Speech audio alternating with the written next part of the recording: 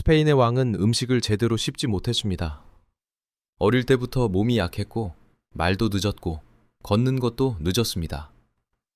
그런데 더 끔찍한 건 모두가 이 남자에게서 제국의 미래가 태어나야 한다고 믿었다는 겁니다. 왕은 2번 결혼했지만 아이를 남기지 못했습니다. 그리고 그가 죽는 순간 스페인 왕실의 문제가 아니라 유럽 전체의 전쟁이 시작됩니다. 이건 기괴한 왕 한 명의 이야기가 아닙니다. 혈통을 지키려던 왕조가 결국 자기 피 때문에 무너진 실제 역사입니다. 오늘 이야기는 스페인 합스부르크의 마지막 왕, 까를로스 2세 이야기입니다.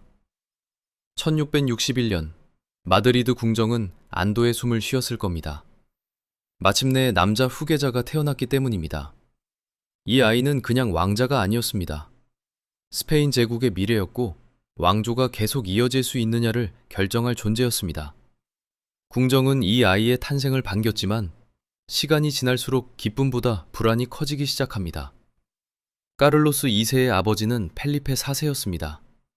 어머니는 마리아나 대 아우스트리아였습니다. 문제는 둘의 관계였습니다. 마리아나는 펠리페 4세의 조카였습니다. 삼촌과 조카 사이에서 태어난 아이. 이 한 문장만으로도 당시 합스부르크 왕가가 얼마나 좁은 혈통 안에서 결혼을 반복했는지 알 수 있습니다. 물론 그 시대 유럽 왕실의 근친혼이 완전히 낯선 일은 아니었습니다. 하지만 합스부르크는 그 정도가 유난히 심했습니다. 왕가의 영토를 지키고 외교적 결속을 유지하고 피를 섞지 않겠다는 집착이 쌓이면서 그들은 계속 같은 가문 안에서 결혼했습니다. 그리고 그 선택은 세대를 거치며 한 사람의 얼굴과 몸, 그리고 왕조 전체의 미래에 흔적을 남기게 됩니다. 까를로스 2세는 어릴 때부터 정상적으로 자라지 못했습니다. 기록에 따르면 그는 발달이 매우 느렸고 또래보다 늦게 말했고 늦게 걸었습니다. 몸은 늘 약했고 병은 반복됐습니다. 현대 연구는 그에게 발달지연, 지적장애, 반복감염, 발작, 장질환, 섭식문제, 생식능력 저하 같은 복합적인 문제가 있었을 가능성을 제시합니다. 그러니까 그는 단순히 허약한 왕자가 아니라 태어날 때부터 여러 문제를 안고 있었던 왕이었습니다. 그리고 사람들 기억에 가장 강하게 남은 건 그의 얼굴이었습니다. 합스부르크 가문 특유의 돌출된 턱은 까를로스 2세에게서 특히 심하게 나타났다고 전해집니다. 턱이 너무 튀어나와 음식을 제대로 씹기 어려웠고 그 때문에 소화 문제도 잦았습니다. 왕의 식사 시간조차 고통의 연장이었던 셈입니다.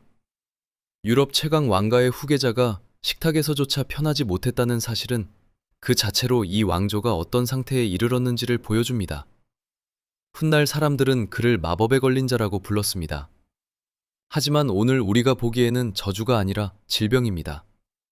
당시 사람들은 설명할 수 없는 쇠약과 기형, 반복되는 병을 보고 초자연적인 말로 받아들였을 뿐입니다. 현대의학사 연구는 오히려 그의 상태를 유전적 취약성과 복합질환의 가능성으로 해석합니다. 즉 사람들은 저주를 말했지만 실제로는 왕조가 오랫동안 쌓아온 생물학적 대가가 드러나고 있었던 겁니다. 그리고 여기서 진짜 문제가 시작됩니다. 왕이 약한 것만으로 나라가 무너지지는 않습니다. 하지만 왕이 후계자를 남기지 못하면 이야기가 달라집니다. 세습 군주제에서 왕의 몸은 개인의 몸이 아니라 국가 시스템의 일부였습니다. 왕이 건강한가? 왕이 장수할 수 있는가? 왕이 아들을 낳을 수 있는가? 이 질문은 곧 외교와 전쟁의 질문이었습니다. 까를로스 2세는 4살에 왕위에 올랐습니다. 너무 어렸기 때문에 실제 정치는 어머니의 섭정 아래 시작됐습니다. 그가 본격적으로 성인이 된 뒤에도 상황은 크게 달라지지 않았습니다. 그는 강력한 통치자로 보이기보다 늘 주변 파벌과 대신들, 외교 세력의 계산 속에 놓인 왕처럼 보였습니다. 한 나라의 중심이어야 할 국왕이 오히려 모두의 불안과 계산의 중심이 된 겁니다.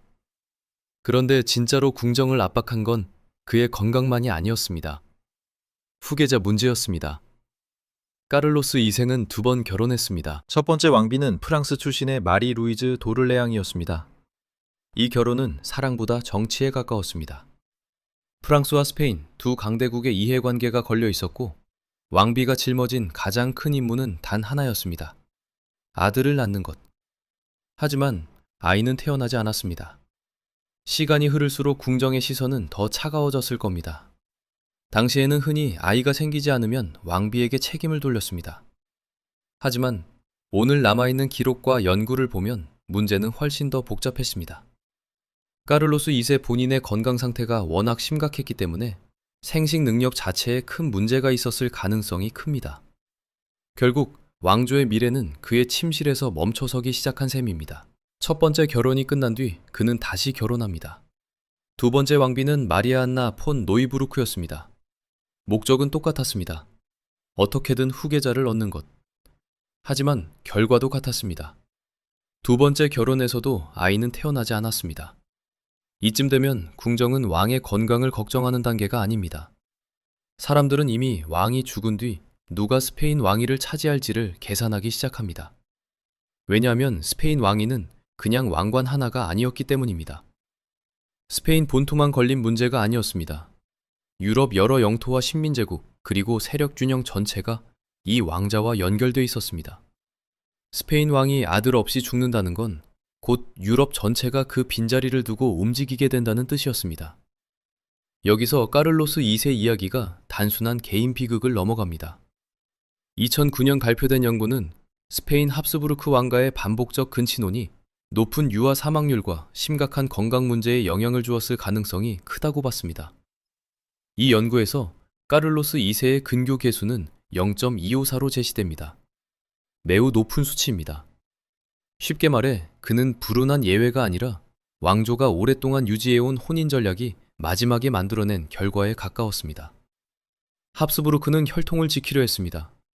그런데 혈통을 지키려는 집착이 너무 강해졌을 때 그 혈통은 오히려 생명력을 잃었습니다. 권력을 안정시키려던 방식이 마지막에는 권력의 미래 자체를 없애버린 겁니다. 까를로스 2세는 바로 그 역설이 사람의 몸으로 나타난 사례였습니다. 1700년 11월 1일 까를로스 2세는 39살의 나이로 죽습니다. 그리고 그의 죽음 뒤에는 너무도 유명한 부검 기록이 남습니다. 심장은 후추할만 했고 폐는 손상되어 있었고 잔은 썩고 괴저 상태였고 머리에는 물이 가득 차 있었다는 식의 기록입니다. 고환 하나가 검게 변해 있었다는 표현도 전해집니다. 물론 17세기 부검 기록을 오늘날 의학 문서처럼 그대로 읽을 수는 없습니다. 하지만 최소한 한 가지는 분명합니다. 당시 사람들조차 그의 몸 상태를 충격적일 만큼 심각하게 봤다는 점입니다. 그리고 이제 모든 것이 터집니다. 왕은 죽었습니다. 후계자는 없습니다. 이 한 문장이 유럽 전체를 흔듭니다. 까를로스 2세는 죽기 전 유언장에서 프랑스 부르봉 가문의 앙주공 필리프를 후계자로 지명했습니다. 훗날 펠리페 5세가 되는 인물입니다. 즉 마지막 합스부르크 왕이 죽는 순간 스페인 왕위는 다른 왕조로 넘어갈 길을 선택한 겁니다. 하지만 유럽의 다른 강대국들이 그걸 그대로 받아들일 리 없었습니다. 그 결과 벌어진 것이 바로 스페인 왕위 계승 전쟁입니다. 1701년부터 1714년까지 이어진 이 전쟁은 스페인 내부의 다툼이 아니었습니다. 유럽 전체가 휘말린 국제전이었습니다.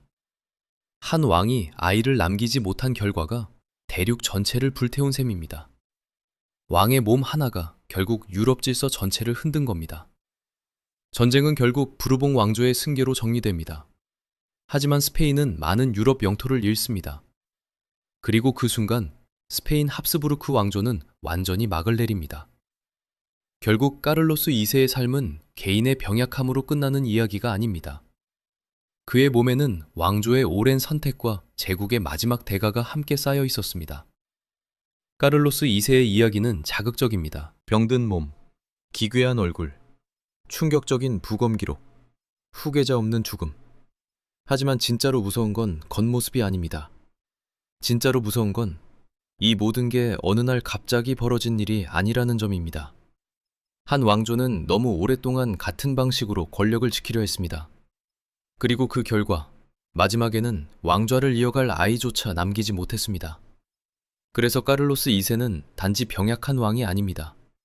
그는 권력의 계산이 생명의 법칙과 충돌했을 때 어떤 결말이 오는지 보여주는 역사적 증거입니다. 그리고 어쩌면 그래서 더 선뜻합니다. 그는 왕조를 무너뜨린 사람이 아니라 왕조가 스스로 무너져가는 모습을 마지막으로 보여준 사람이었으니까요.